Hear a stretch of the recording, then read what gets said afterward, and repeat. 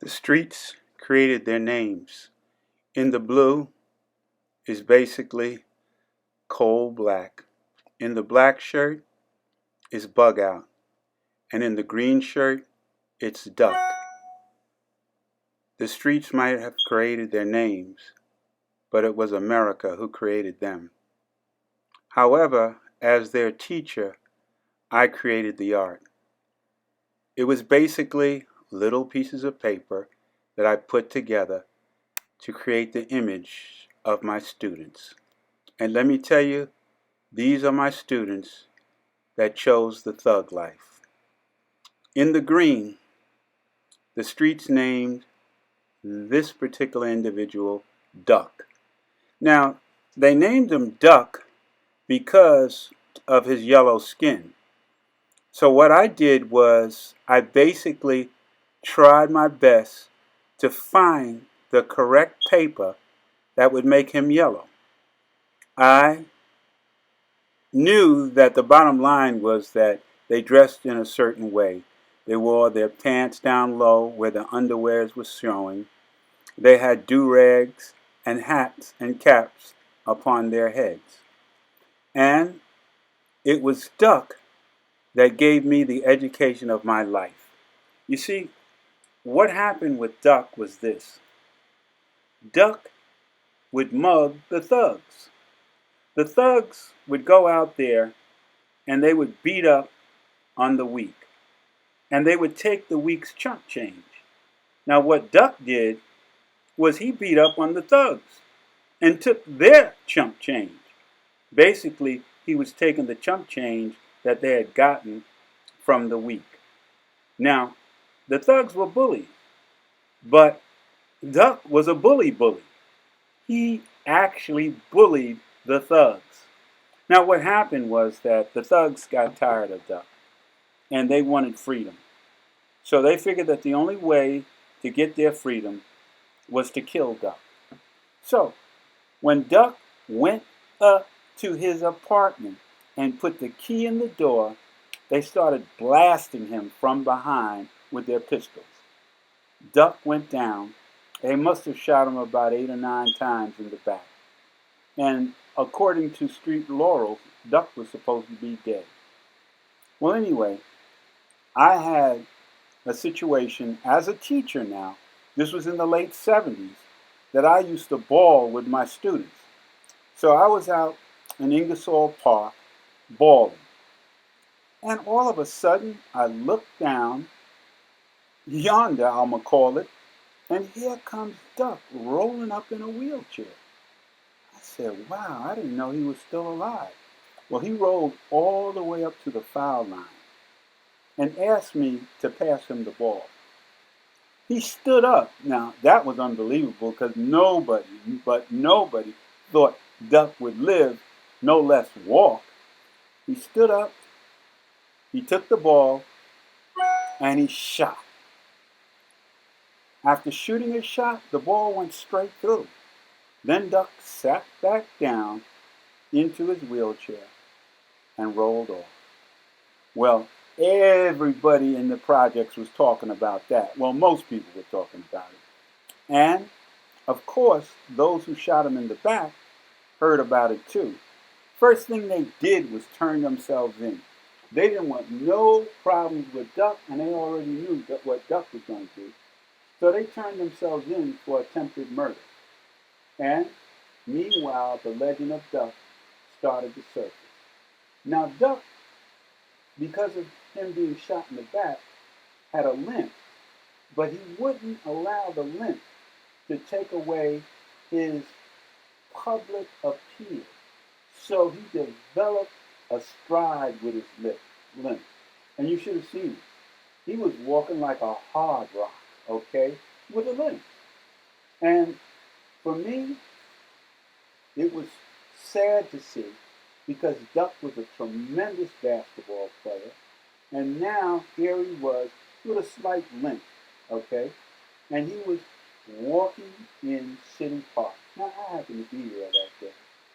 And Rocksteady walked through. Now, you got to understand, there's wars going on in our community. It was Farragut versus 14.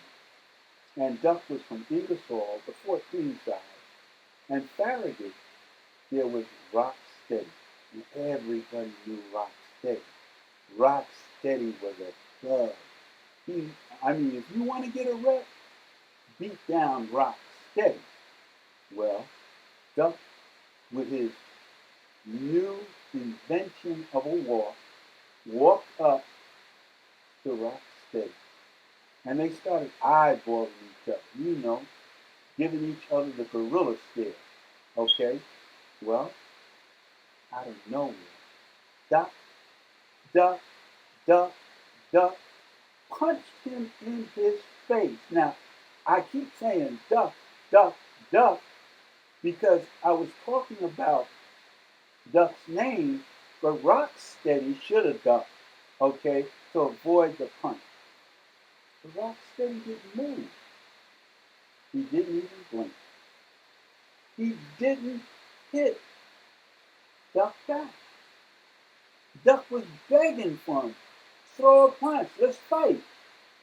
Rocksteady just looked at him and walked away. Now there is a law in the jungle, at least in the jungle of Fort Greely Farragut, is that you don't beat up on a cripple. And that's the way Rocksteady looked at Duck, that he was nothing more than a cripple. Duck went down on his knees, and I saw him. I saw the tears. I heard the screams. And a few months later, Duck had left the planet. I guess he couldn't live in this planet no more because he had no more of a rep. And everybody now knew that Duck was really a cripple. Now, I want to give him credit for coming back after all those shots in the back, but that's another story. So, as I was creating this art, I created this art with tears because I felt the pain, especially Duck's pain. But again, I call it the fire next time because I wanted to show the fire that the thugs had to go through because it was America that produced it. Now the middle person is Bug Out. Now Bug Out is wild. Bug Out didn't take no mess from nobody. And he would bug out in a minute. Now, the thing about Bug Out that you must understand was Bug Out saw me as a knight in shining armor. Everybody knew Bug Out loved Mr. Hill. Anything that Bug Out needed, Mr. Hill was there. When Bug Out got busted by the the police, Bug Out asked me to write a letter on his behalf. So Bug Out stayed close to me. Now, what I was in charge of was the summer youth program. And what I was doing was I would take the youngsters and I would clean up the community. We were cleaning up Ingersoll, the Ingersoll side. I managed to get over 80 brooms from the housing authority. And my kids were sweeping it up.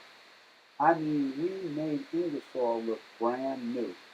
However, the problem was they had so much energy and so much joy in cleaning up their own community that they cleaned it up too fast.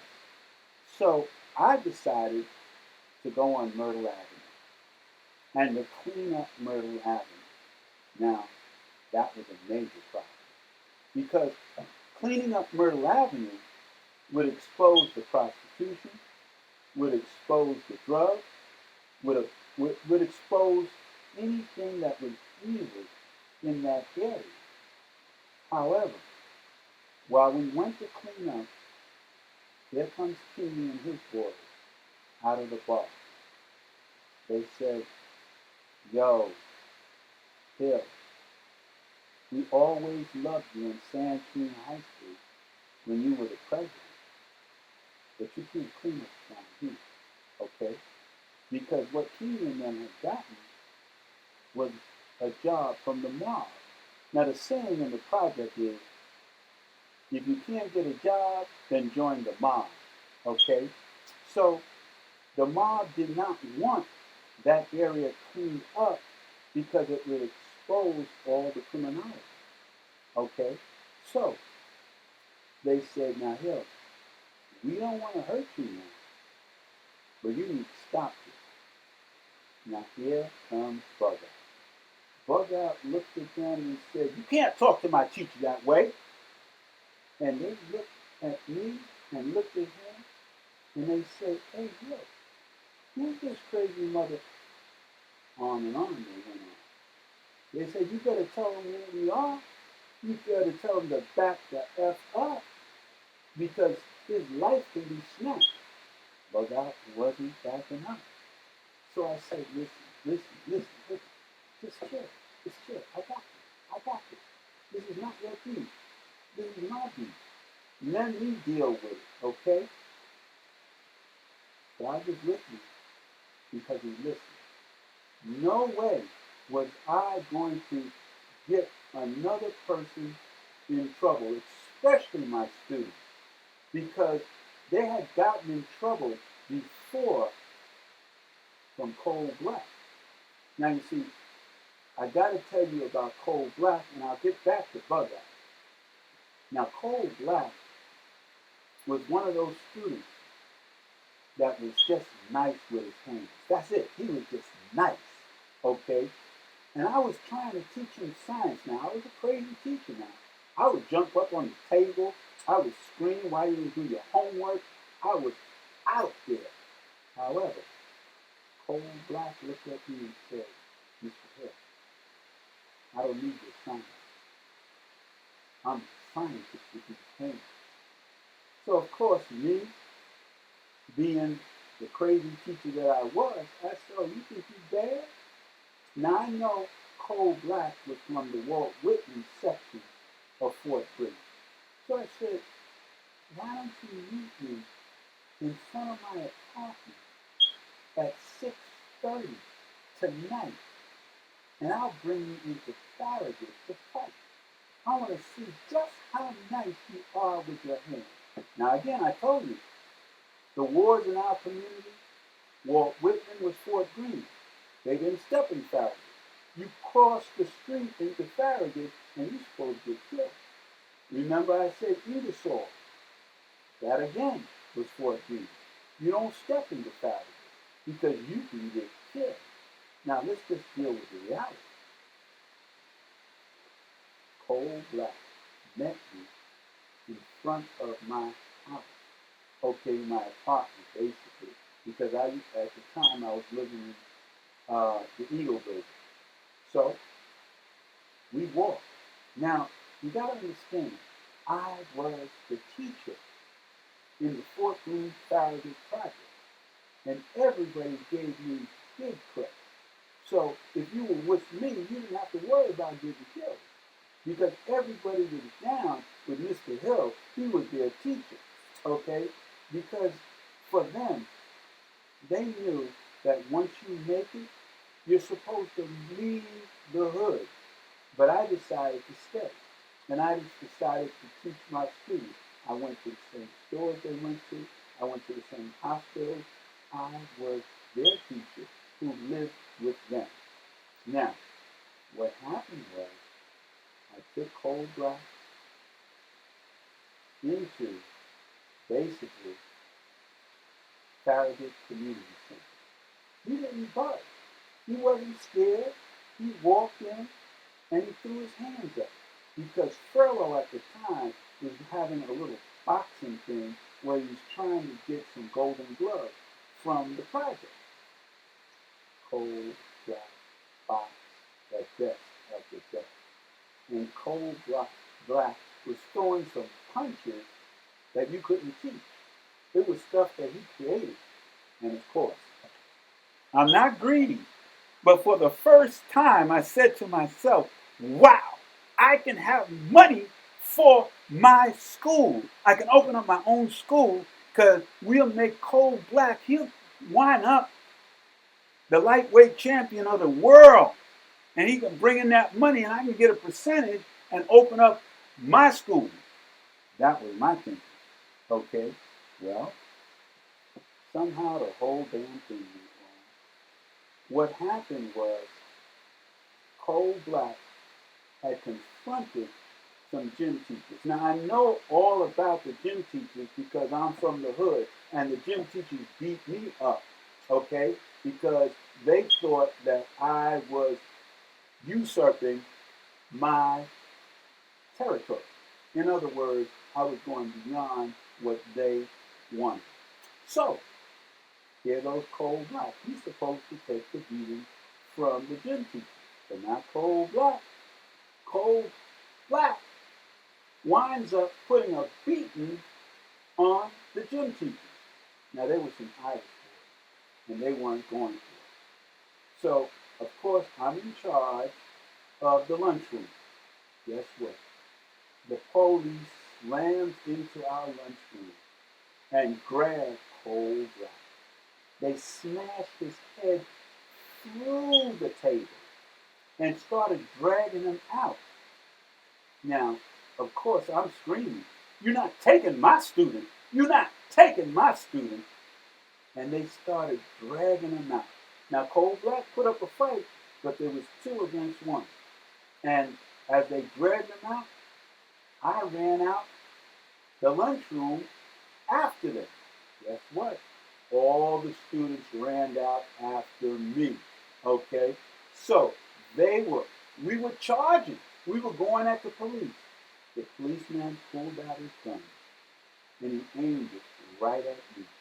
Every student stopped. And I said, this looks like this is my day to die. And I kept on running. Now, obviously, they thought I was crazy. So they just got in their car and drove off. Well, here I am in the same similar situation, only this time I'm with the mom. And here I am, I got all these students, and I said to myself, I'm not jeopardizing my students anymore. I got to talk to Bug Out. Bug Out, chill out, okay? And he did, okay? However, Bug Out's reputation was getting bigger and bigger. So other thugs came after Bug Out. They came into the project. Now, Bug Out did something that was strange. Bug Out got himself a pit bull.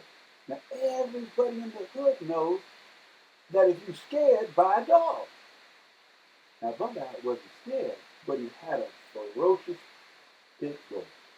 Anyway, the thugs started screaming for him to come on down. He was in the project. He was in the Ingersoll section. Bug Out pulled his pit bull out the window. The pit bull was dangling. Bug Out took his gun and shot this pit bull through the brain and dropped it. The thugs got the message. They ran off. They weren't coming up after Bug Out, and they weren't going to stay around if Bug Out was coming down the stairs because Bug Out had completely bugged out. Now, I seen Bug Out. Okay, after that, Bug Out became a bully. He was bullying grown men, grown thugs, okay, in the project, who had played basketball and wound up not making the NBA, and they were like 6'5", 6'4", 6'6", and they were big. So obviously, they were looking for a job, okay? Bug Out threatened them. Well, it wasn't until a little while that I said, everybody said, hey, Mr. Hill, your student Bug Out, he got shot 16 times on those commandments. And that was the end of Bug Out. And I said, wow. I mean, now you know the pain that brought in me. I mean, it was just terrible the way I felt. You know, now I got them in the picture. I got Cole Black and Bug Out smoking a blunt, okay? Because I wanted to show you the kind of life that they were living, okay? And I want you to understand that everybody doesn't live that way, okay? That was them. That's not the majority of the youth in the Fort Greene projects. That was them. Okay? Now, moving right along, Coal Black story, okay, is a little bit deeper. Because what happened with Coal Black was frightening. You see, I was working at the homeless shelter, and it was no longer night and not yet day, and I was walking out, okay? And I was walking down Flatbush Avenue Extension, and out of nowhere, I saw Coal Black. Now, I had heard that Coal Black went to jail. I didn't know what he went for, but my students who went to jail would tell me, yo, Mr. Hill, they put Coal Black under the jail. And I didn't understand what that was all about, but I said, okay, well, I guess they had a reason, okay? So the bottom line was, I know Coal Black is dangerous. Now, Eddie Davis from the Fort Greene projects told me, yo, Mr. Hill, Coal Black is a real bad guy. In other words, I thought Duck was a bad guy. I thought Bug Out was a bad guy. But the way the community said it was Coal Black is a real bad guy. Okay? Coal Black saw me and he started screaming, my nigga, my nigga, my nigga! And we hugged. We did the monster hug. We did the gorilla hug. I was so happy to see him. And I said, Coal Black, what happened after the police took you in their car? He said, Mr. Hill, they took me up to Fort Greene Park, and he took his hat off, and he said, and they split my head. And he had his head, a scar that went from ear to ear. I said, oh, man. He said, but I'm afraid of no police. Okay? He said, I'm not afraid of no police. And that was the theme of the rest of the night that he was talking to me about. He said, Mr. Hill, he said, you know Shanika? I said, yeah, I know Shanika. He said, that was my boo. Okay? And me and Shanika was tight, Mr. Hill. Okay? And what happened was, Shanika said to me, and I said, what Shanika said? He said, Shanika had my baby, and my baby was in the house. And Shanika told on me. My own mother told on me. Okay? So the police came up to my house. I was in the bed sleeping, Mr. Hill, and they put a gun to my head. And they handcuffed me. And they were dragging me out. And then they put the gun on my baby girl, my daughter. They said, she'll probably grow up to be a scum like him. You should kill this little girl right now. He said, I tackled that policeman like a fullback. I was handcuffed. And the police started beating me down. Okay? And I took the beating, Mr. Hill, all upside my head. And I yelled out to my daughter, don't you ever be afraid of no police. Okay? Mr. Hill, I can't stand the police. And if I see the police, this is why I'm walking up here. Okay? Because that's right near 84th Precinct. And if I see a police that is not protected and by himself, I'm taking him out. Well, to my shock, here comes this black man walking up. Coal Black looked at him and started screaming, you're a punk, police. You got your gun, I got mine. use it. The police backed down. Thank God, because at the time my heart was pumping yellow Kool-Aid. I was scared because I thought I was going to die. The police had a gun. Coal Black had a gun. And if they started shooting, I'm right next to Coal Black. I know I'm going down. Well, anyway, the police said, I don't want no trouble. I don't want no trouble. I don't want no trouble. Police kind of walked away. And Coal Black started screaming, I know you're a punk, police. And he let him go. I was so happy to get away from Coal Black. I mean, I'm telling you, I was scared, all right? Scared. Okay, now, everyone kind of knew Coal Black was back, okay? Now, with Coal Black being back, Six Gun and all of them surrounded Coal Black. This is what I heard. They surrounded him and pulled out their guns and said, hey, Coal Black, you got one gun. We got 5. Get out of Fort Greene. We don't want you in Fort Greene no more. The stupidest thing they did was let Coal Black walk out of Fort Greene.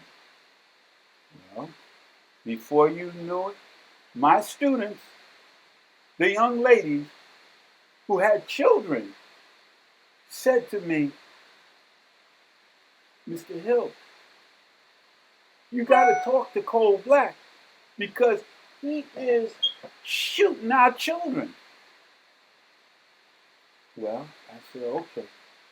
I'll talk to Coal Black because they knew Coal Black loved me and Coal Black listened.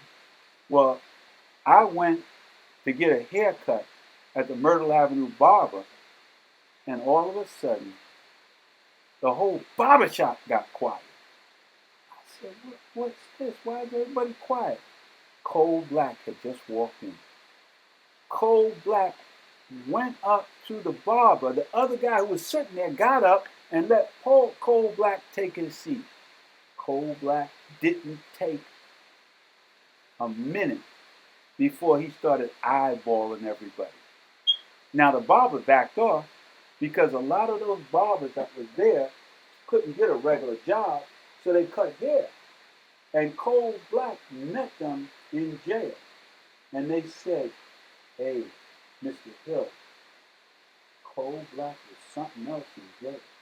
And my students constantly told me, they said, people in jail, they fight for possessions. I mean, you take my sneakers, you take my belt, you take this, you take that. He said, and they're going to fight for their possessions. You take my money, you fight. He said, Coal Black was just fighting to be fighting. He just loved to fight. So they put him under the jail. They kept him in solitary confinement because he was just too dangerous to the whole climate. Okay? So I said, oh man. So anyway, Coal Black walks out of the barbershop and I walk out with him. I said, Coal Black, what am I going to do? You're my student, man. You know I love you. What happens if you're surrounded and they beat you down? He said, Mr. Hill, all you have to do is pick me up, and I'll take it from there. You know how nice I am with my hands. I said, oh, boy. Well, what had happened was that, and everybody knew about this one, Rah-Rah was the head drug dealer in Fort Greene. And what Rah-Rah did, he was making so much money, okay, that he went and bought himself a $200,000 golden chain. Now, you know, this is Fort Greene, okay, and you know the thugs, they surrounded Rah-Rah. They went right at Rah-Rah and said, yo, we taking the chain. Rah-Rah knew that this was it. But out of the clear blue sky, Coal Black gets out of the car. Coal Black walks through the crowd. Now all the thugs in Fort Greene know Coal Black, and they don't want no gunfight with him. He walks through the crowd and goes up to Rah Rah and said, "Man, come on." Rah Rah walks through the crowd, gets in the car, and drives off with Coal Black. Rah Rah hired Coal Black on the spot, okay, because he knew he had big protection, okay. Now, to me, this is a sad story because Brother G.I. Joe was in the war. Okay, he's one of the brothers in our community. We call him G.I. Joe, okay, because he went the way of the war, okay, and he was bad. Now, what he was doing was he was pumping Rah Rah because they came up together in the same building. So, what he did was he started taking free drugs from Rah Rah. Rah Rah sent Coal Black out. Coal Black caught up to him. And Coal Black said, yes, that's right. So they went up to, now, Fort Greene has two heights of building. They have the long, tall building and the short building, which is about 6 stories. They went up there and, well, G.I. Joe was smart. G.I. Joe said, everybody knows you're nice with your guns, but what about your hands? Why don't you throw me a feeling? Coal Black almost jumped for joy. This is what Coal Black wanted. Coal Black said yes. And he put his gun down. And him and G.I. Joe started dueling. They were duking it out. Of course, Coal Black got the best of it. And as Coal Black was beating him, he picked up G.I. Joe and threw him off the roof. Now, G.I. Joe landed on the ground and somehow he lived through that. Now, me as a teacher, I get around. I was walking through 42nd Street. You call it 42nd Street, but I call it 42nd Street. And I was walking there and I saw G.I. Joe. He was a homeless man. Now, I know G.I. Joe's family and everything else. And G.I. Joe was not coming back into the project. He would rather live the rest of his life as a homeless man, okay? So I said, wow. Okay, then some of my other students were scared to death and talking to me about Coal Black. I went up to Coal Black and I said, yo, those are my students. I said, you shooting them and beating them? That ain't right, man. Those are my students. And he said, Mr. Hill, you know your students are trifling. They want the drugs for free and they don't want to pay up. So I got to enforce the law. I said, Coal Black, those are my students. He said, okay, Mr. Hill, you got a job for me? And at the time, Abu Bakr was with me. And Abu Bakr said, this is it. Now, I knew Abu Bakr was trying to start a race war. And he knew that Coal Black would be perfect. Coal Black said, you want me to kill some of those corrupt politicians? Do you want me to kill some of those corrupt city people down in City Hall? Just give me a job. I'll take them out. I said,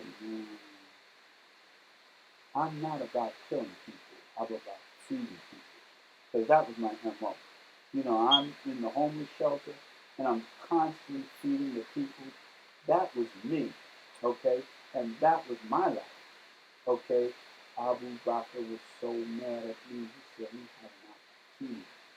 And he turned down.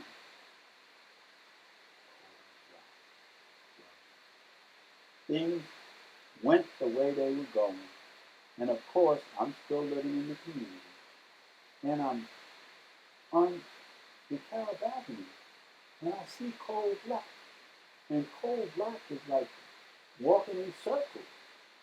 I said, what's bothering you, cousin? What's going on? He said, Mr. Hill, he said, everything is turning on. I said, what do you mean? He said, you know, Shanika's mother died. I said, oh, man, yeah, I heard.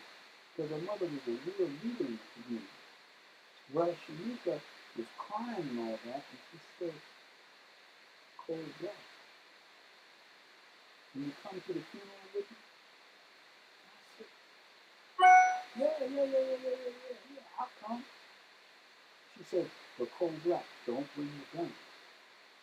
I said, okay, Shanika, I won't bring your gun. She said, respect my mother. Well, Coal Black said, Mr. Hill, I went to the funeral, and her brothers were there. And then all of a sudden, everybody disappeared.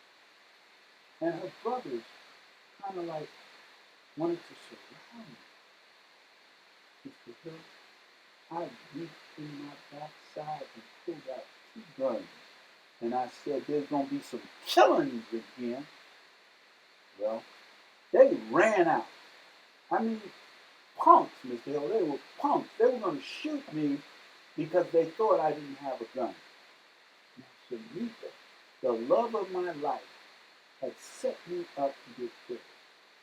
He said, Mr. Hill, I had to go to the apartment where we lived. I knew Shanika wasn't going to be there to get my stuff. So I got my stuff. Now I'm supposed to meet my boy over here, but he didn't show up. Mr. Hill, it's a setup. Well, at the time, I had $40 on me. I reached in my slide and I said, here, Coal Black.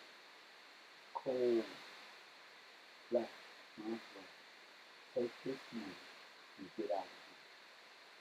The Coal Black did something that I couldn't handle. He pulled out his gun and he pointed his gun to the heavens. He said, Mr. Hill, I love you so much, I'll kill God for you. Wait a minute. He said, I'll kill God for you. Now, you know I'm a Christian. And you know better than anybody that I go to church. I mean, they call me a church boy because I go to church, okay? And I'm always in church, okay? And that's how I survive these streets, by always being in church. But now he's talking about killing the God I serve. Now, of course, I'm crazy. Of course, I'm stupid. But I didn't want to deal with Coal Black no more. And when I would walk by 84th Precinct, I would see they had little posters of dead police.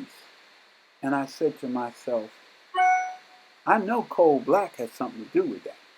Because I know when Coal Black finds a policeman alone, I know what Coal Black is going to do. Now, my point that I'm trying to make is not everybody is a victim. Not everybody is a victim. Okay?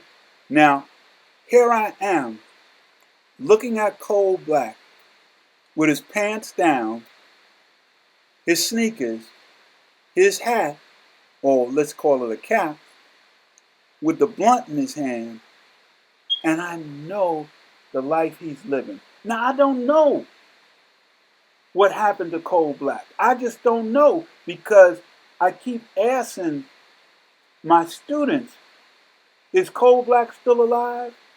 And they say, yeah, he's still alive. Now, I want to know, why isn't he dead? What does the Creator have for him? Because he has a purpose. How can he be slinging that gun? Okay? Because when I found out how he went to jail, it blew my mind. Coal Black said to me straight up, he said, Mr. Hill, all I wanted to do was get some money. And I know that the banks had some money. So I started robbing banks. I said, wow. He said, and me and my boy, We was robbing banks, and he said, "Do you know this guard pulled out a gun on me?" He said, "Mr. Hill, I emptied my 9 in him." I said, "Oh." He said, "But my boy turned on me. He told the police on me. That's how I landed in jail." I said, "Oh, man. You know, what a life this guy's living. But he's still alive, okay? And walking the streets, when he walks down the street, folks move to the other side. They know him. That's how dangerous he is. Now, I don't see him in Fort Greene no more because I still dwell there. I still go there. I still hang out there. But I ask my students, is Cole Black still alive? And they say, yeah, he's still alive. Now, mind you now, I'm from Fort Greene, and we had some thugs now. We had some real live thugs, okay? 50 Cents was one real live thug, okay? And basically, he came around during my time while I was in school, okay? Because I went to the same junior high school that all of them went to. Okay, when I say all of them, I'm talking about Fort Greene Projects. We all went to Sands Junior High School. That was the school, okay? And that's where Half Ahead and all of them went, okay? But 50 was bad. And everybody talked about 50. But they took 50 out. I mean, they took his life. Why was Cole Black still alive? They killed Bug Out. And of course, Duck decided that this world was too much for him, and he left. But what about Cole Black? Okay, I went to a reunion one time, and I saw Cole Black there. And Cole Black was still bullying. He slapped some of my students on their head as he walked through, and he was decked out. And nobody wanted to deal with him. Nobody really wanted to talk to him but me. Because for whatever reason, that was my student. For whatever reason, I love Cole Black. Okay? And I'm telling you, out of all my students, which we call victims, Cole Black is not a victim. Now don't get me wrong. I'm talking about those that live the thug life, those that America produced. Cole Black was not a victim. Cole Black attacked the police. Now the police, they had their way with most of my students, but not with Cole Black. I mean, there was all kinds of things going on. I mean, it was killing me to my heart what was happening. Because one of my students decided he was going to go to become a drug dealer. And he was selling crack. Okay? And I'm just talking about how they take our students' lives. Okay? Now, he made $3,000. And what he did was, he took the $3,000 and gave it to his grandma. Okay? He said, this is the money to bury me. Okay? Now, I done told you about the wars in our community, but I'm talking about another victim. After a while, I heard they had killed my student. And his grandmother took the $3,000 and gave him a major homegoing ceremony. I couldn't believe it. That he died so much in style. Okay? But again, there were so many victims. So many of my students was leaving the planet. So many of my students that I loved and cared for was leaving the planet. And even my boy Zeke left the planet. And that was too much for me because Zeke, as I said before, decided that he wanted to be a drug dealer, and Zeke decided that he wanted to, for the best of his, was to dress like a drug dealer. Okay? And he took some drugs, kept on getting up, kept on getting high, and he died. Another victim. But what about Coal Black? Because I keep on bringing, why is Coal Black still living? He's living a dangerous life. I mean, everybody has to fight for survival. He's always has clothes.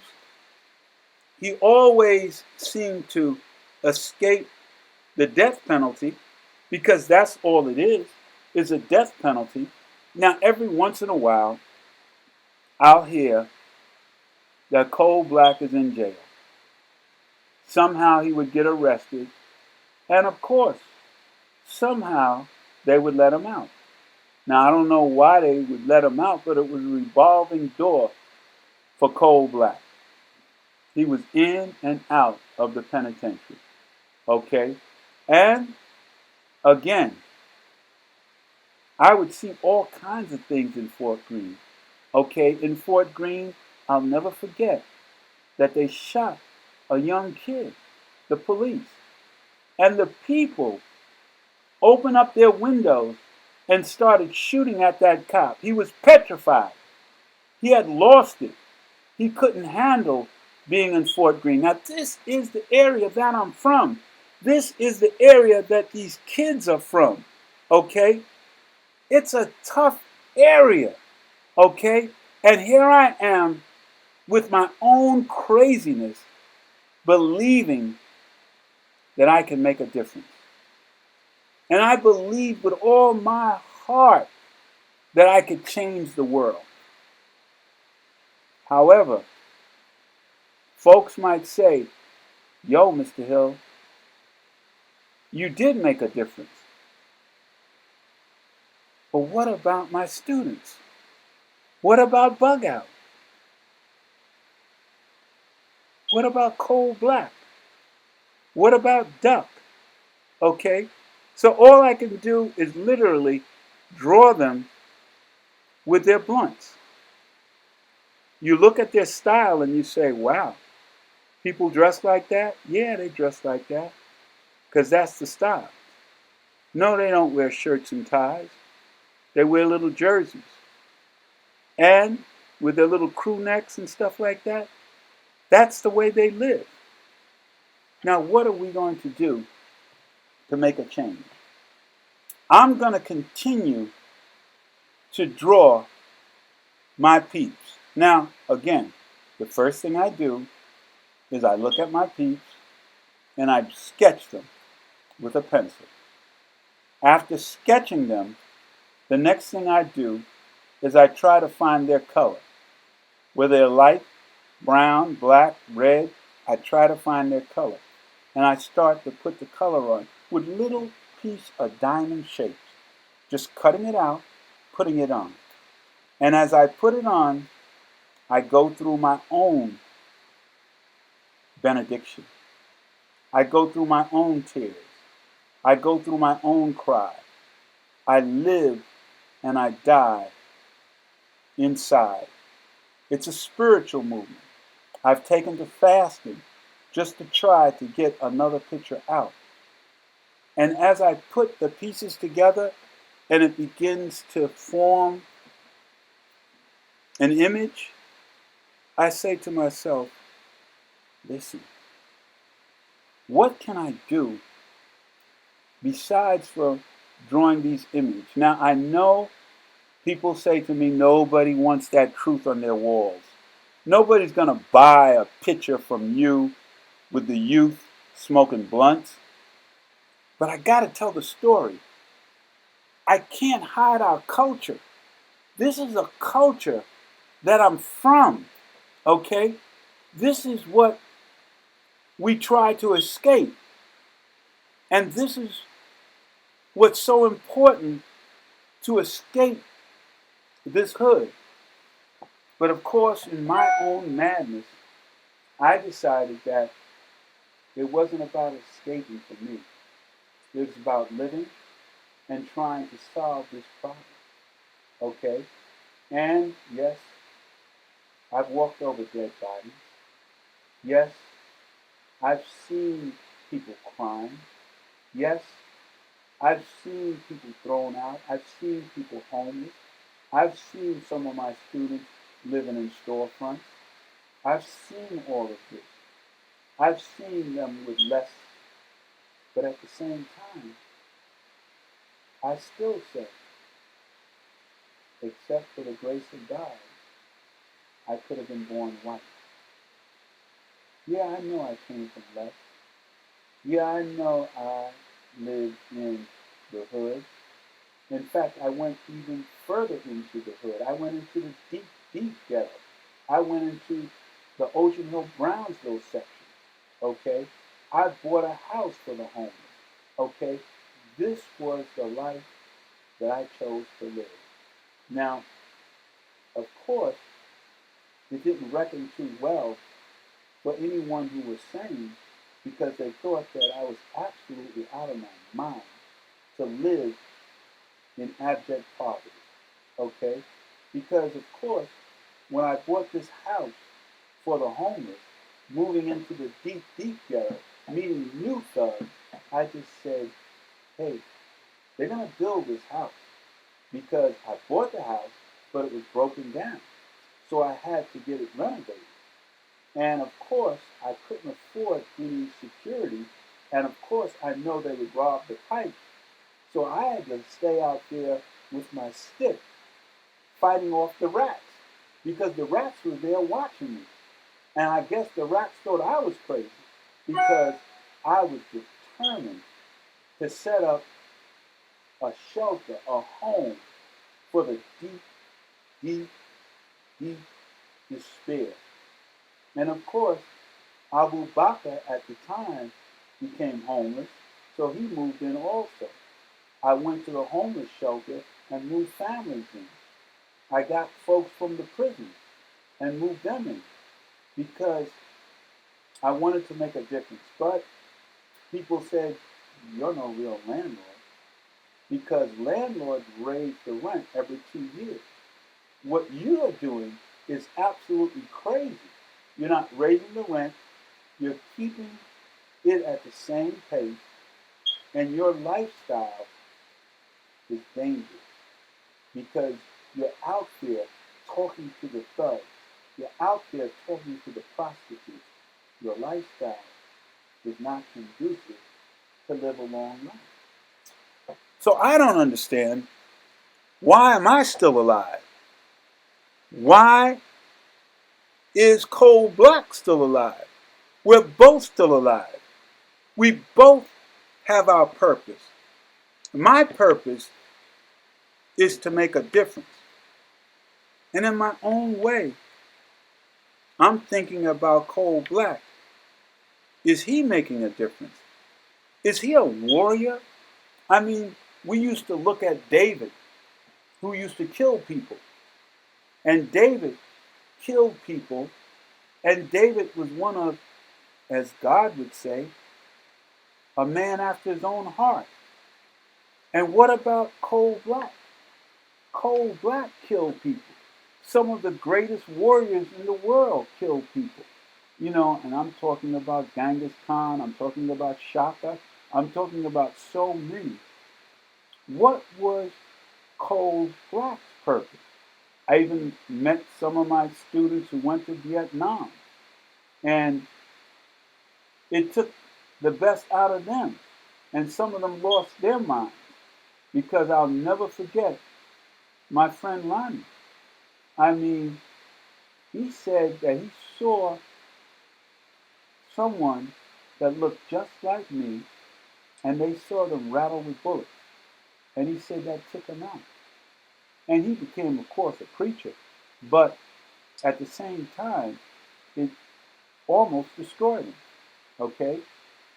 The bottom line is there's killing upon killing.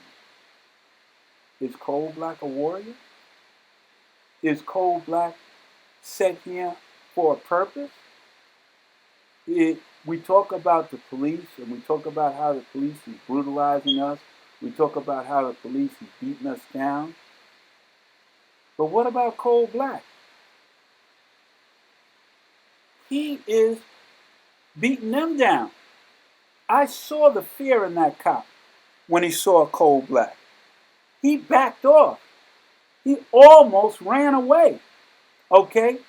So, as we talk about all the victims and all those that have been, I mean, I'm not saying that all policemen are bad. I'm not saying it. Don't get me wrong. Okay?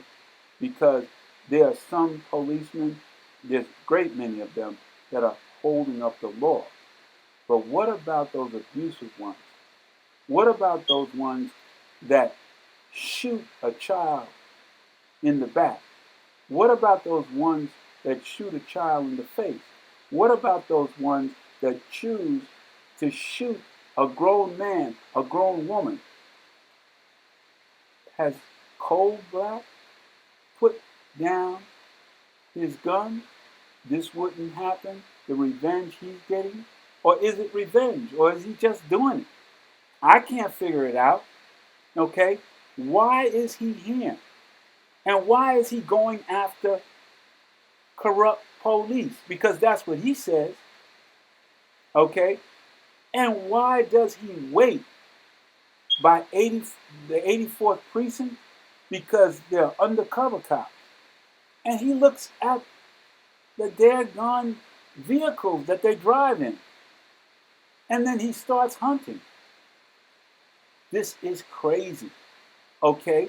Because you know the majority of us don't live that way. We don't live that way. That's not in our cup of tea.